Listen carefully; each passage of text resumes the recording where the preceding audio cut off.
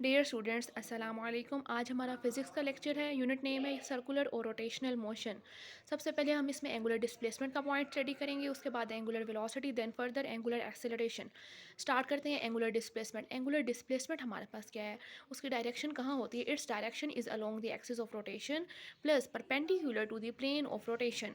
Theta इससे represent करते हैं किससे? थीटा से। Theta it is a vector quantity, यानी एंगुलर डिस्प्लेसमेंट जो है हमारे पास एक वेक्टर क्वांटिटी है, क्योंकि ये हमारे पास डायरेक्शन को भी शो करती है। एंगुलर डिस्प्लेसमेंट की जो वैल्यू है हमेशा लेस देन 10 होगी या इक्वल टू 10 होगी। यूनिट्स की बात करते हैं, रेवोल्यूशन, रेडियन, डिग्री, ये तीन जो है इसके यूनिट्स हैं, जबकि ऐसा यूनिट जो है वो हमारे पास रेडियन है। डायमेंशंस, इसकी कोई डायमेंशन नहीं होती, क्योंकि अगर हम इसका फार्मूला देखें, s is equal to r theta, theta is equal to s over r. S का यूनिट मीटर, आर का भी यूनिट क्या आ जाएगा? Metre. Metre divided by metre जो है वैल्यू आ जाएगी 1। So it has no dimensions.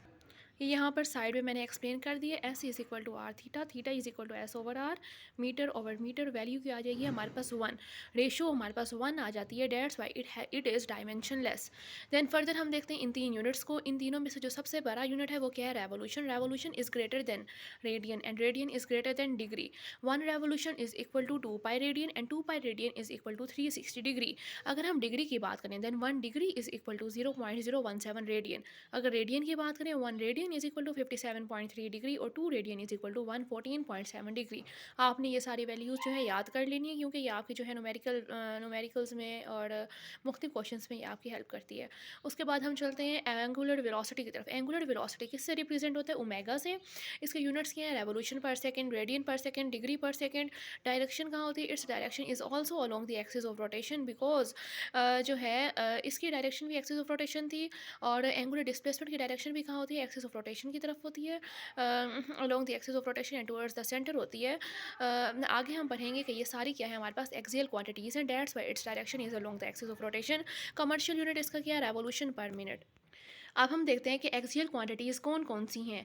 Axial quantities हमारे पास 5 हैं, और इन पांचों की जो डायरेक्शन है along the axis of rotation होती है। नंबर 1 पे आ जाएगा हमारे पास एंगुलर डिस्प्लेसमेंट, जिसे हम थीटा से रिप्रेजेंट करते हैं। नंबर 2 पे आएगा एंगुलर वेलोसिटी। नंबर 3 पे आ जाएगा हमारे पास एंगुलर एक्सेलरेशन।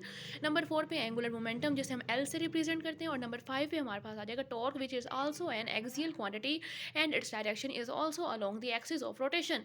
उसके बाद हम कौन सा टॉपिक पढ़ रहे थे? एंगुलर वेलोसिटी का। एंगुलर वेलोसिटी में अब हमारे पास कुछ जो हैं मेथड्स हैं, कुछ फार्मूलाज हैं कि हमने कैसे how we find on and of a watch, minute hand of a watch, second hand of a watch. यहाँ पे हमें फार्मूलाज दिए गए हैं। ओमेगा की वैल्यू हमें पता है, ओमेगा का फार्मूला पता है।